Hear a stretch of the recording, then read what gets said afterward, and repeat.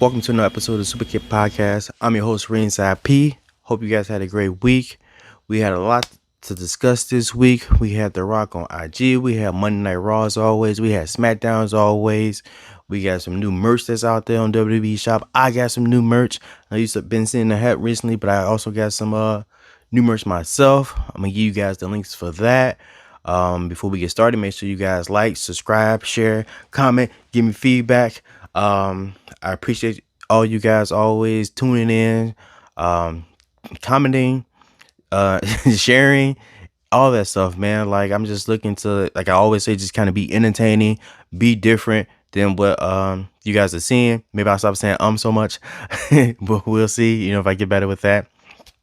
Man, I just want to make this thing just amazing for you guys. It's an amazing experience. So I just wanted to try to continue getting better weekly while I'm doing this.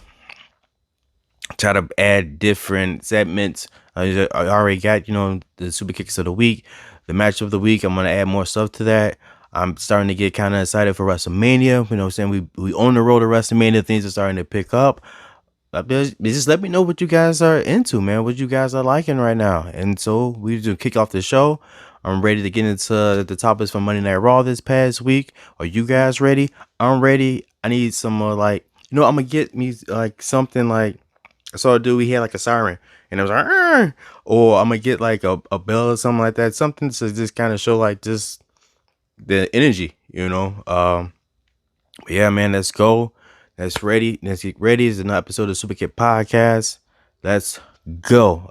So let's kick off with Monday Night Raw. Like I said before, Dom came out, and it seems like they're trying to keep Rhea Ripley a heel, but it's too late for that. She hasn't been a true heel, and I feel like in like 4 or 5 months. The fans love her. She's over. The mommy thing, the shirts. Mommy's always on top. They're always chanting for it. It's Monday Night Mommy. WrestleMania is pretty much going to be Mommy Mania. I'm going to coin that right now. Tag it right here. Mommy Mania. You heard it here first. When they come out with the merch and the shirts, remember that you heard me say it first, Mommy Mania.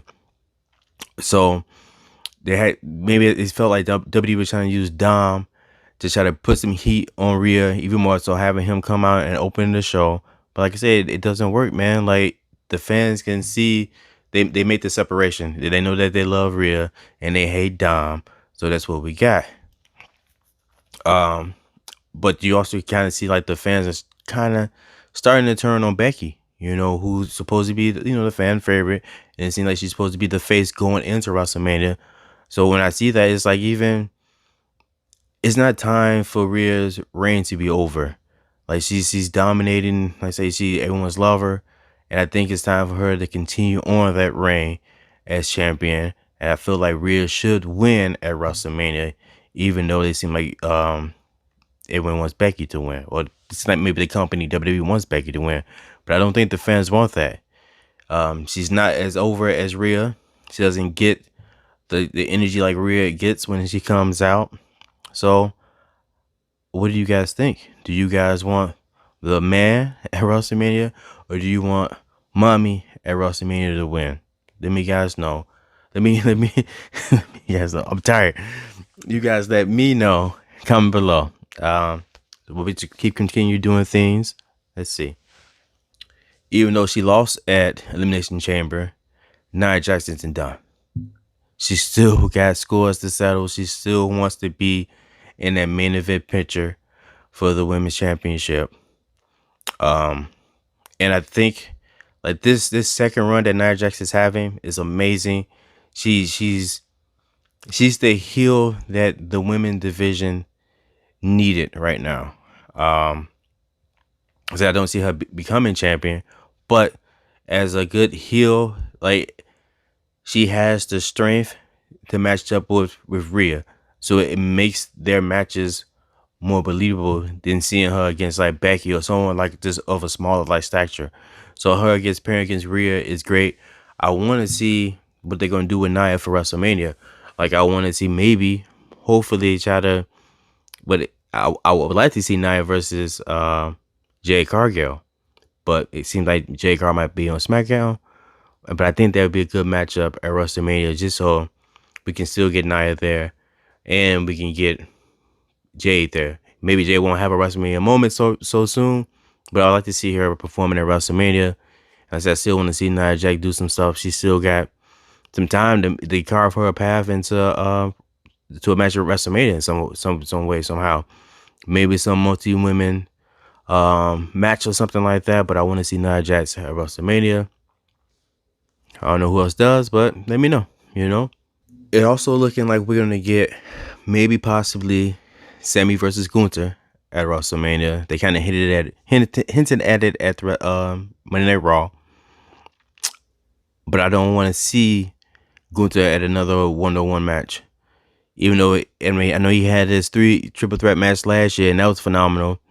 But there's a lot of great superstars in the mid card range that can really steal the show at WrestleMania with Gunther. Even though I would like to see Sammy beat Gunther, but I don't think it's coming. I think Sammy's moment will happen at Money in the Bank for him. But I do think he's going to be in some type of match. Like I said, maybe like a ladder match or something like that. I would like to see something like that. Gunther versus maybe Sammy versus with Chad Gable, maybe 2 other Bronson Reed, a couple other superstars. Maybe give me like 4 or 5 guys in a ladder match for the Intercontinental Championship at WrestleMania. That's something that I would like to see. I don't think it's Sammy's time this year at WrestleMania again, like it was last year. And what's crazy is last year he co-main evented night 1, and so for him to now not really have a path or even a match at WrestleMania is like crazy. It's like he didn't fall off, It's just he just doesn't have a match right now, and like I said, that's wild. But I do want to see Sami Zayn at WrestleMania. Like I say there's a couple people like say there's Nia Jax I want to see at WrestleMania. There's Sami Zayn I want to see at WrestleMania. I want to see Jade Cargill. Like it's just I feel like there's a bunch of people but there's just not enough storylines or matches or even time for all these guys, all these people.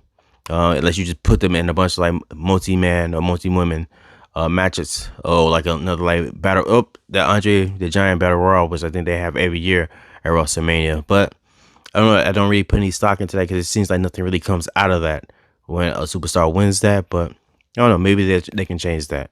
We can see what's going forward. Oh, I also forgot to mention that like I got a TikTok now, so you gotta check out the TikTok. I'm making sure I post my socials somewhere here or right here. So I got TikTok. I already got the YouTube, got the IG. I got the Superkick store. Was what I have now. I'm also like, so while I'm recording, I'm watching AEW Revolution just because it's Sting's last match. And so normally I never have time to watch AEW, but this is a big night. I grew up as a Sting fan. I remember being Sting multiple times for Halloween. Didn't have the bat, but it was just a cool, I won't even call it a gimmick, just character. The Crow version of Sting is iconic, so I'm checking out AEW Revolution right now as I record my own show. So yeah, so if you see me this time, my eyes, even though I'm not always looking at the camera, I'm definitely looking at the TV and trying to look at the camera too, trying to do both. Maybe I might go cross-eyed a little bit or crazy eyes like a chameleon or something while I'm recording. But yeah, that's what I'm trying to do. But also, yeah, I say I'm on the different platforms and trying to take advantage of that. I'm trying to, you guys are gonna see me like everywhere, hopefully. And I just want to entertain you guys as much as possible. That's why I'm trying to do more on different platforms going forward. Like I said, man, just check me out and put the link in the bio for stuff. So you guys click that link, man. Come out and support me, things like that. But we can continue on with the rest of that podcast. Let's see what we got. I'm going to get into what is Damian Priest going to do with the Money in the Bank contract. He's had it for a while now, and I felt like he had up to WrestleMania to cash in, but now I'm not sure if it's a year from when he actually won the contract, so that wouldn't be until Money in the Bank, which is in July. But if he was to cash in, I know he's not gonna cash in. I can't see him cashing in for either the World Heavyweight Championship or the WWE Undisputed Championship. I feel like I see him trying to cash in, maybe possibly for the U.S.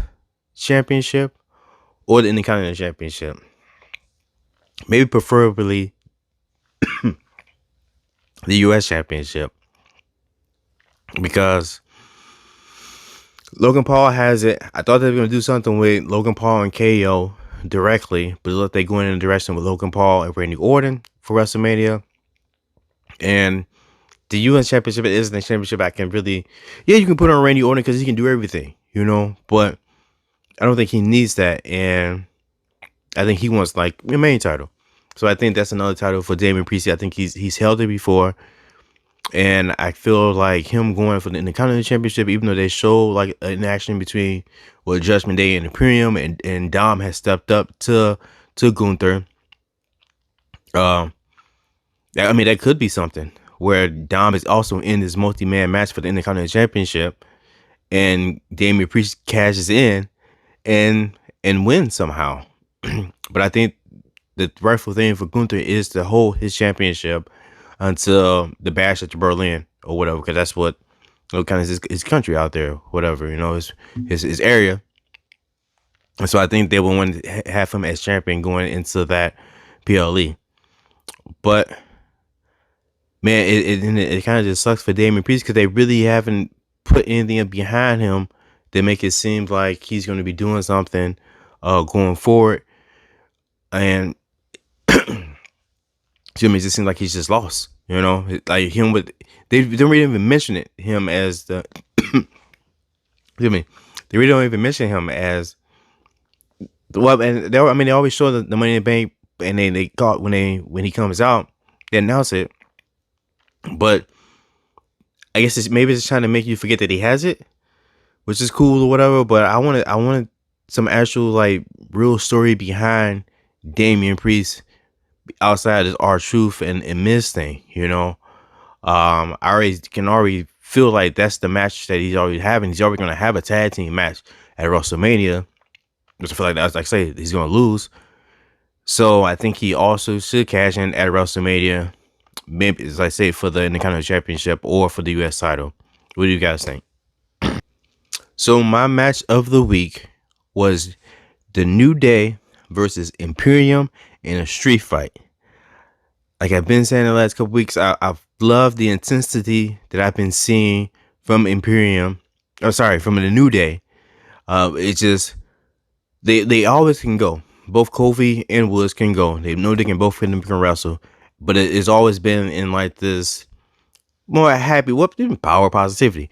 So it's great to see them in a new, just like I said, just new attitude about them. And so I like this. Like I said, there was tables, there was Kindle sticks. Can't go wrong with Kindle sticks. Whacking people with Kindle sticks. So that's cool to see. That was great to see. As they took it into the crowd, they did all these different things. But once again, the New Day came up short. One of these days, I'm gonna get into how I feel about the fall of the New Day, and it's not just because, you know, Big E has been injured or whatnot. I know they're the bar of the tag team championship, tag team division, one of the bars, but I feel like in recent years they have lost more than they have won, and it's hard to believe, and for me it just sucks to see them like that. But let's say that's a topic for another episode. But yeah, my match in the week was the New Day versus Imperium, that street fight. Did you guys have a match of the week? Did you see something that you guys like more than that street fight? Let me know. Comment below. What was you guys' match of the week? Or what did you guys think about the New Day versus Imperium? Do you think it was a great match? I mean, I do so too. I did. So, I don't know, man. Let me know. Another thing I've been liking is Drew McIntyre, man. This new attitude, this new direction for Drew McIntyre. Like he's a heel, but he teeters that line. because he speaks the truth, and I mean he does some heel tactics or whatnot. The case, whatever the case may be, but he's just so entertaining, and I'm happy that I heard that he resigned with WWE. Um, and I think his time would be at WrestleMania. He's gonna get his WrestleMania, his proper WrestleMania moment in front of the fans. He's gonna beat Seth Rollins for the World Heavyweight Championship.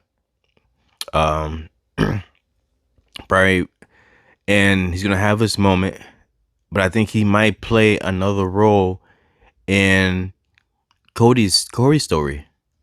When I'm thinking about everything, because there's so many different outcomes, when I think about it. But I feel like he could possibly interfere in Cody's story, causing Cody the match in some way at WrestleMania 2 also. Uh, and then that would probably lead to a Cody versus Drew feud going forward, because they still have unfinished business. And so I think I want to see that. And I think that's how Cody gets to, quote unquote, finish his story. It might not be how everyone wants it to be, but I think that might be the matchup for Cody get his title, his WWE title, him versus Drew. But I don't know, we'll see. But anyway, I love what Drew's doing.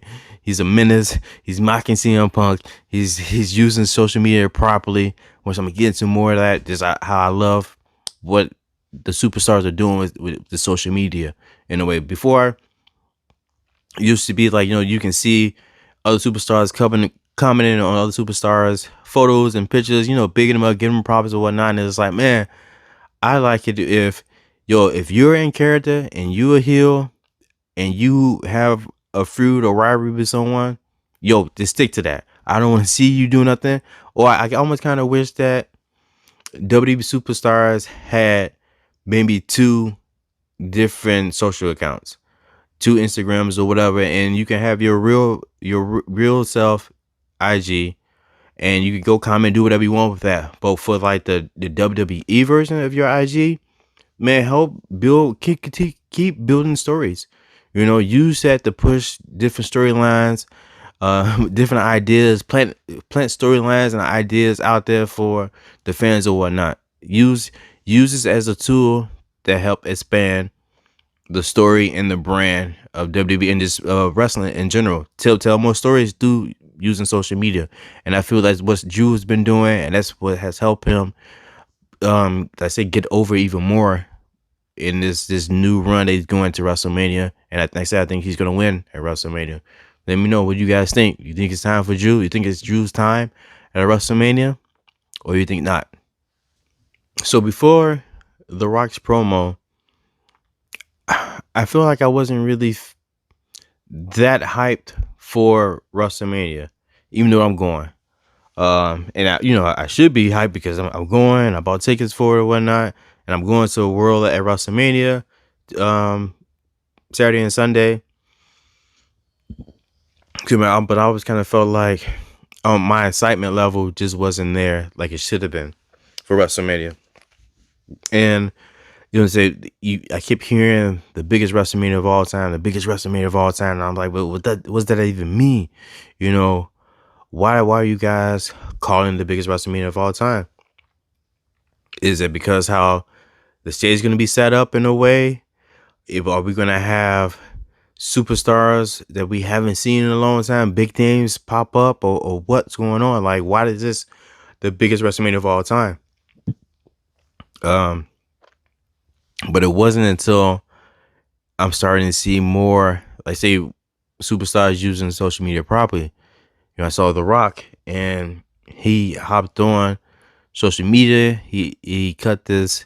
I mean, we can call it a promo, but it was 21 minutes or whatever, and he added depth to his character, which is crazy because it's The Rock. You feel like we know The Rock, whether he's a heel or he's a face, we know who he is.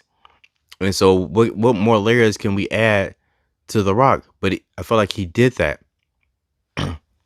He spoke as The Rock, the wrestler, also in heel version, character, but he was spitting like just facts, like he gave backstory to the conversation him and Cody had, the interaction, things leading up to that press conference, how things kind of went after the press conference.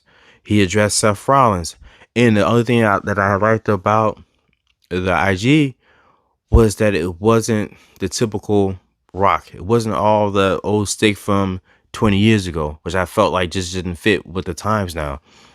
He was just talking. And I feel like this is an area where you don't so much need all that gimmicky, like cliche phrases or whatnot. You could just talk. And if you can just out talk the other guy, or you can just roast the other guy in a way, it's great. You know, you don't have to have these callbacks to things back then. Because besides Roman saying, acknowledge me, there's nothing else I feel like is catchy that he says, you know, or the one and stuff like that, but there's nothing else. So I feel like that's not even needed at this point. So to see Rock address all these different things, add depth to his character, like I say, he spoke as the Rock, the wrestler. He spoke as Rock as the board of directors, you know, threatening Seth Rollins, threatening, no, if you don't keep your nose out of bloodline business, that I'm gonna take that title away from you. Like, there's different things like that. And so when I think about that, like, oh, Seth Rollins, it keeps interfering. The Rock can cost Seth Rollins the title in a way. And then maybe Drew might be indebted to the bloodline in a way. And now he costs Cody the title in a way. Like I say, there's just so many different outcomes. Like, it's great to see. And I feel like now we can smell what the Rock is cooking, what WWE's been cooking. This road to WrestleMania, what everyone been saying, let them cook, let them cook, let them cook. And now it's like, all right, they're cooking. And before, everyone was so up in arms when Cody seemed like he gave up his spot. And I like that The Rock had addressed that. You know, like that. I think that what made it so bad was if Cody stepped away and he didn't look so sad. The Rock said, like, I run off your goofy dog. You know, it was like, yo, like, that's how Cody had looked. And it was funny that The Rock had went back and he started addressing those different things. And now you can see that they're working and they are filling in the gaps and adding, like, say, the layers to the story. And where things people might have question or criticize different things, they going back over that. And it seemed like they fine tooth comb with all this stuff. And like, man, like it's amazing to watch, right? So I want more of that IG version of The Rock using social media like that, because the only thing you always get to see of The Rock is him just doing all these amazing things, you know, like giving back and just smiling and being happy and playing with his daughters and all these amazing things that he just does as a human being. But to see him use his social media as a character, you know, as a heel, and help push this storyline and reach out to his mass following. I think it's like 37 million people that follow him, and help spread the story of WrestleMania even more to people that might not even be aware of WrestleMania. They probably tune in like, yo, what is The Rock? What is he talking about? WrestleMania, Cody Rhodes, Roman Reigns, what is this? And now they tuning in and it's like, yo, man, he's doing his job. And they're using social media properly. Like, it's amazing for me to see them use social media properly. And it's nice to see. I'm watching this on an eight man match on Revolution right now, and I'm seeing a lot of like spots that are like terrible. But whatever. But I'm seeing some cool stuff too. But yeah, man, what do you guys think of The Rock's IG promo? Do you want to see more of that? Did you hate that? Do you think it was corny? What do you guys think? Let me know. All right, so before I continue on with the rest of the SmackDown topics, I got new merch, like I mentioned earlier. I got hoodies, I got shirts, I got socks, I got women's tees, I got men's tees, I got beanies, I got, you know, beanies and scullies. I call them scullies. But I got all that stuff in the Superkick store. I'm gonna put the link in the bio. Click the link. The prices are reasonable. They're not nothing crazy with the prices. It's not like a hoodie is like $150 or something like that. It's decent prices, man. So come check it out. Come support me. Hopefully by next time I do my next episode, I will have a new hoodie on, so I can show you guys in person. I cut some reels for it or whatnot. Also, I'm gonna have some new artwork up here. Even though I'm a big fan of my Kobe Bryant painting back here by my good friend Steve Carter, I I want some wrestling paintings. So I reached out to the guy and I found some dope paintings that I like. I'm gonna put those in the back. Once those come, I'm gonna do like an unboxing video to show you guys what I got and whatnot. Just man, I just want to just make the visual, just entertaining, just you tune into just dopeness, and we just going on a ride of this awesomeness, you know. So yeah, man, Superkick store. Click the link in the bio. Look at the stuff I got. I feel like it's more room on this side here. Look at the stuff that I got. Like say hoodies, shirts. It's cold in some areas. You might still be cold. Get you a hoodie. You might be hot. Put a t-shirt on. Your girl might be a fan. Get her a shirt. Get yourself some shirt. You need socks to wear in your in your shoes. Get some Superkick socks. I might come out with some Superkick joggers. I don't know, but if you guys love it, I'm gonna keep doing it. Definitely gonna be rocking it myself. If you see me out and about, come say what's up to me. But yeah, man, Superkick store stuff is live. It's ready to go. Check it out. Thank you. So let's get into the super kicks of the week. The superstar who had the super kicks of the week is none other than Roman Reigns himself, the tribal chief, the head of the table. He has some Jordan 1 mid breed shadows. They match the levels above hoodie. Like I said, I always love to see how these guys put these fixed different outfits together or whatnot. I'm a bit, actually, I think I might have just put the levels above hoodie in my cart along with a CM Punk shirt. So I might be buying that pretty soon. But yeah, do you guys normally I'm not really a big fan of mids. I'm a hot top guy. I'm not really a big fan of lows. Like I got some Jordan 11s on right now, but normally I like my hot tops. When it comes to Jordan 1s, it's hot tops for me. I guess some all white mids and all white lows, and that's probably the extent to what I might ever do with mids or lows in Jordans. But I know there's a whole community of people that love the mids. They come in a variety of different colorways, even more so than the highs. And so I know it's really easy, I feel like, to get a color that you like. But I also know there's a community of people that hate the mids. Mids are mids. Like, what are these are things that are trash? I'm not necessarily one, but I don't really prefer mids. Do you guys prefer mids? Do you guys have these? Are you guys a fan of these? Did you guys see someone else that had some kicks that you thought was pretty dope and might have been or should have been the super kicks of the week? Let me know.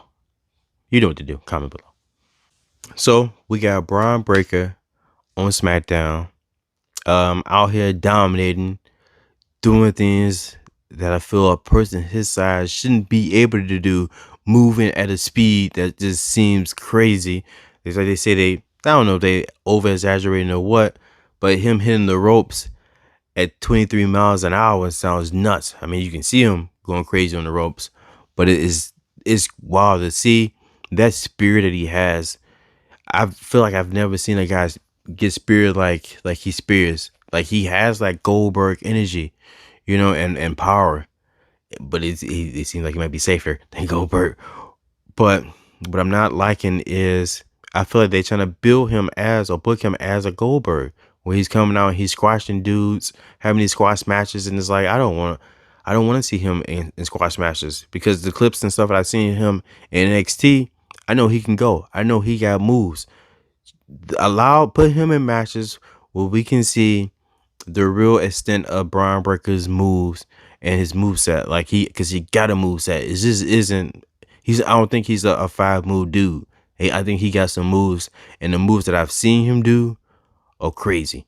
But yeah, I'm not a fan of squash matches, especially like when I saw that squash match with the AOP. Like, for what? Like, what are we building? Or maybe, I guess you just don't have superstars you want to pit them against right now. Like, say, like Braun Breaker, who can he go against right now that you don't want to bury? But I feel like you do have guys that you can do that with. Put him in a quick feud right quick, you know? But it is what it is for the time being. Hopefully, I'm hoping that they decide to do more with him and saying more matches or whatnot going forward. But yeah, I'm happy to see Braun Breaker. I'm looking forward to see more of him on SmackDown going forward. What do you guys think about Braun Breaker? Let me know. So when we think about let me think about when we look at the road to WrestleMania and we look at the totem pole or how this stuff is in tiers or levels or whatever you want to call it, we know that the storyline, Cody's story, the bloodline story, Rock self, that's all top of the storyline. That's top of the food chain when it comes to WWE right now. And just the bloodline storyline, which I'm just gonna put it all bloodline stuff. All that stuff, it feels like it's might be like between like 3 to 5 different stories in one. Because we have Cody versus Roman. Now we got let me get into more of it. So The Rock came out and he decided that no, I'm not gonna fight you 1-on-1. You don't get a 1-on-1 with me, Cody Rhodes. Who are you? You're nothing. I'm The Rock. He made a counter offer, and his counter offer was it would be Seth Rollins, Cody Rhodes versus Roman Reigns and The Rock, night 1 of WrestleMania. And if Cody Rhodes wins that, if Seth and Cody wins, then it would be no bloodline at night 2 versus Roman versus Cody. But if Cody was to lose, then it's bloodline rules, whatever that means. Bloodline, lumberjacks surrounding the ring, craziness, right?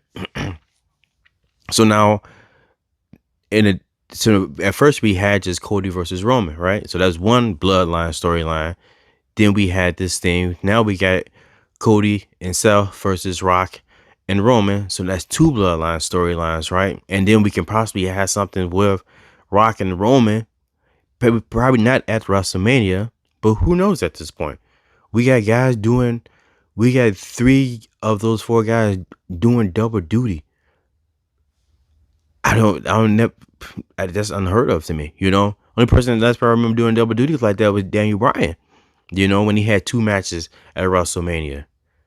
But we got multiple guys having multiple matches at WrestleMania, Seth still has to fight Drew McIntyre.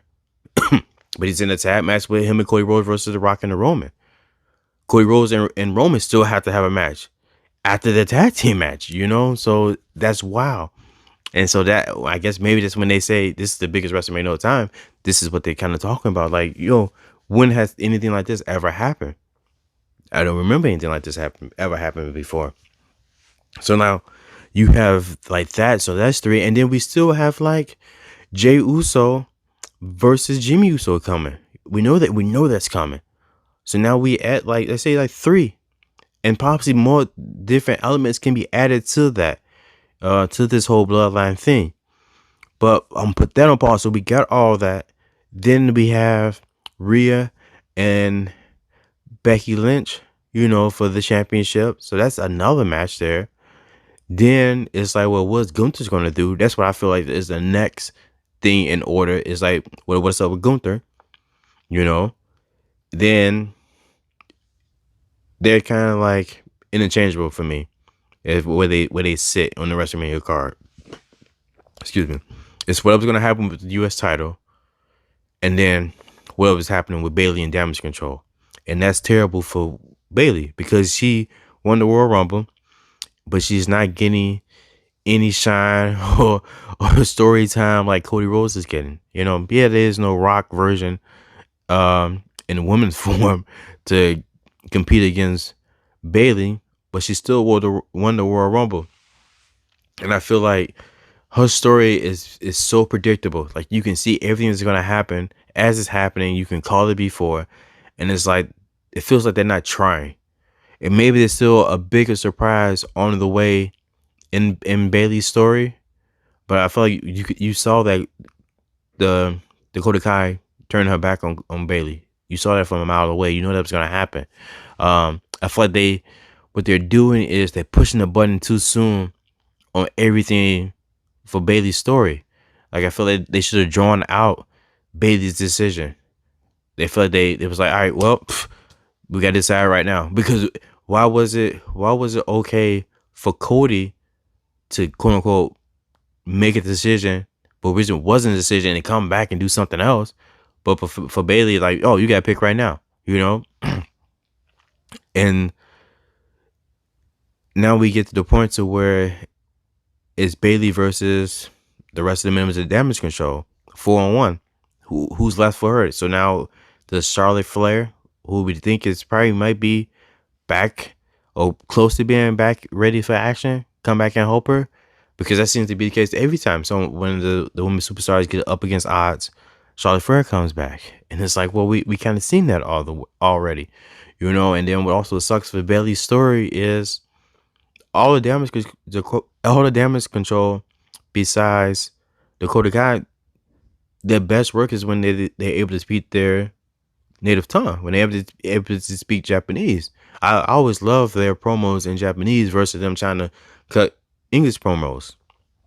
So when you got that, but I know that the Japanese promos, or when they speak their language, their own, native tongue, that may not hit well with the rest of the fans. They, maybe go silent because they don't know what's being said, or you have to pre-record it and let it translate, and people might not be able to read the subtitles or whatever the case may be. So that just means that puts more pressure on Bailey to carry the storyline just through her promos and all these different things, instead of her just, I don't know, man. Like I said, they need to put more effort into what's going on with Bailey, and we need justice for Bailey, because she won the Royal Rumble. She's going to be at WrestleMania, even though she don't even get put on the poster. I know they redid it, but before she wasn't on any of the posters. Headlining WrestleMania, or whatever the case may be. So we want Bailey. We want justice for Bailey. Let's push Bailey. Let's push her storyline. Let's get it up there where it belongs. What do you guys think? All right. So last thing on tonight's episode of the Superkick podcast. Oh, before we get into that, who's going to WrestleMania? I'm going to WrestleMania. I want to know who's going. I'm going to be there. I'm looking for people to link up with, to kick it with, to go check out the town. Maybe go find some cheese steaks or some cheesecakes, but I didn't know they had cheesecake there. I didn't know Philly was known for that. But I want to record some content with people, man. Like, do some dope stuff, with this wrestling. So we at WrestleMania, man. So if you're going, hit me up, comment below. I don't know, send me a message or whatever. I'm trying to, I say, just kick it. Have a good time at WrestleMania with people. But yeah. So we get into the last topic from Smackdown, which was The Rock, man. Is The Rock, Roman Reigns bloodline business is back again. It's good to see. Like, I feel like, the bloodline storyline kind of just died down. Maybe we were just into like little side story, little side quests or whatever the case may be, and now we're back into the main entree of what's going on with the bloodline. Roman comes out, doesn't like the energy that he's getting from the people, whatnot. Then The Rock comes out, and you can already tell that heel version of Rock is over. He's way over with the people. The people are loving everything that he's doing as a heel, coming out with the $500 Versace shirts. I know he was trying to come out and show people the goosebumps, but I can tell that he couldn't get the button off, so he couldn't show nobody. He was struggling with that button, so he couldn't show people the goosebumps. So he said I think when he turned his back, he was still trying to fidget, but he was like, man, you know what? I gotta get to the ring. He said, forget about it. But anyway, the people come out. He comes out and people love him, and he gives his rock facts about Arizona full of crackheads and meth heads and all these different things, and the fans are still going crazy, like they're just loving everything he's doing. And then you see the camera that it pans at Roman Reigns, and you see he's kind of making faces. And even before The Rock came out, as Paul Heyman is announcing The Rock or whatnot, you can see Roman's face. He's making faces or whatever, and it's like they're just adding more layers to the story, making the story like just go just deeper and just depth to the story, even just without like dialogue sometimes. Like, it's just layers upon layers upon layers of storytelling. Like we telling stories within stories within stories. Like it's great to see. You know, that was a real good like segment on SmackDown this past Friday, just with them in the ring. And but you can still see like the separation. Rock is there, he's doing his thing on one side, and the rest of the bloodline is off kind of in the corner in a sense. Just together, just kind of just watching, and it didn't seem like there was unity there. It wasn't bloodline unity. It seemed like you see there's the Rock, and then there's the bloodline. And then Rock gets ready to wrap up his whole thing and starts with his "if you smell," and then Roman stops him, and we're like, "Yo, like, what is going?" It's just even with the way they're filming things, it's like cinema. Like this is the cinema era of WWE, and it's dope. And so Roman stops him, and as for the mic, and he tells Rock, "I need one thing from me. I need you to acknowledge me." And the Rock takes off the glasses. Everything is just slow motion. It is slow building. It is just slow cooking everything. And Rock takes off the glasses, and he tells Roman, eventually, he just tells him that, "Hey, I acknowledge you as my tribal chief. And as my tribal, if you smell what the bloodline is cooking, it's just like that. It feels like they're together again, but it's not.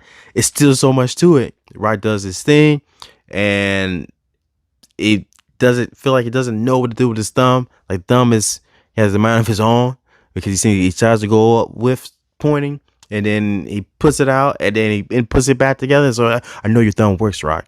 So do it right. But it feels like there's something there, and maybe it's them. Maybe it's the Rock that's trolling. I saw like someone took a still, and you can see like Paul Heyman like kind of like looking at the Rock's hand, and maybe they're just adding so many different. Maybe it could be nothing, but the fact that all these guys are playing a role in peace, and they're seeing these different things that the fans and people on the internet are saying or whatever, and in little ways that they're paying, they're paying attention to what we're saying and how we're responding, and it's like it's great. Like it feels like they knew the whole time this is what was gonna happen. Maybe they didn't know, but I think that they're loving what's going on right now. It's a whole different vibe, a different energy. Like I say, man, it's amazing to see right now. This is just like this is a movie. Like I see like little fan created arts, and they say like, "Yo, this is in the game," and I don't think this is in game. Excuse me.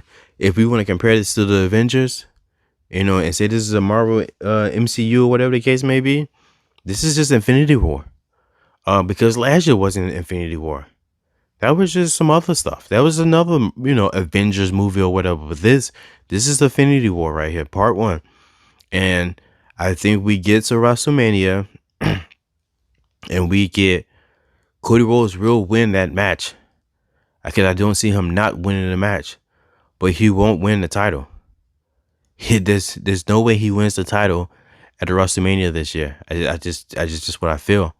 And that this might set up a Roman versus Rock SummerSlam or something like that. Maybe a Cody can go do something with Drew McIntyre in a way, or whatever the case may be. But I think Roman's gonna beat Hulk Hogan's record.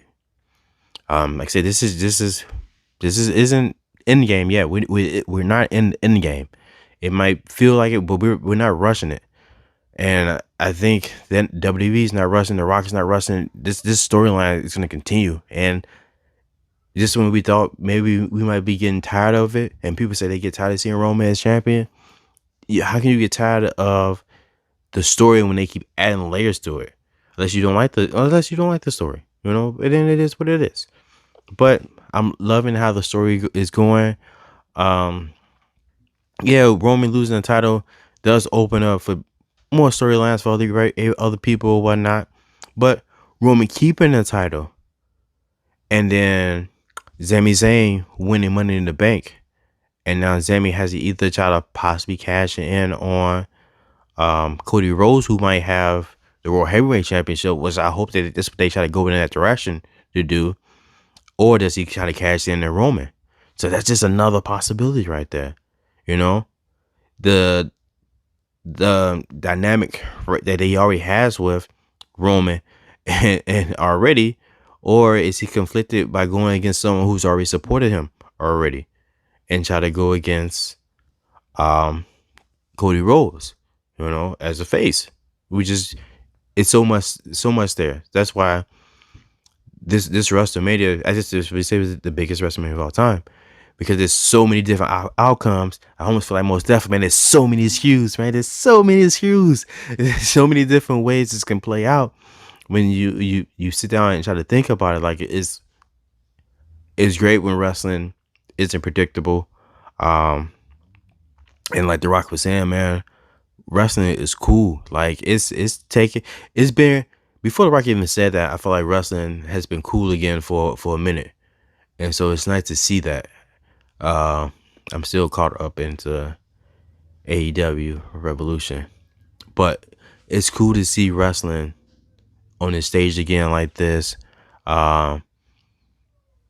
It's nice, man. Like, as always, man, like, I'm about to wrap this mug up. It's been another episode of Superkick Podcast. I've been your host, I'm like on myself, Super P. I've been your host, Ringside P. I appreciate you guys always checking in. Thank you for comments. Thank you for liking, for subscribing, for sharing, all these different things. Man, I'm just looking forward constantly to keep doing more and more and more. Until next time, adios, peace. Check out the Superkick store. Link is in bio. I'm trying to do as much as I can. I'll be at Monday Night Raw when it comes to Chicago. I'll be at first night of WrestleMania, second night of WrestleMania, World at WrestleMania, Saturday and Sunday. Let me know. Come say what's up to me if you see me out and about. Yeah, man. Peace.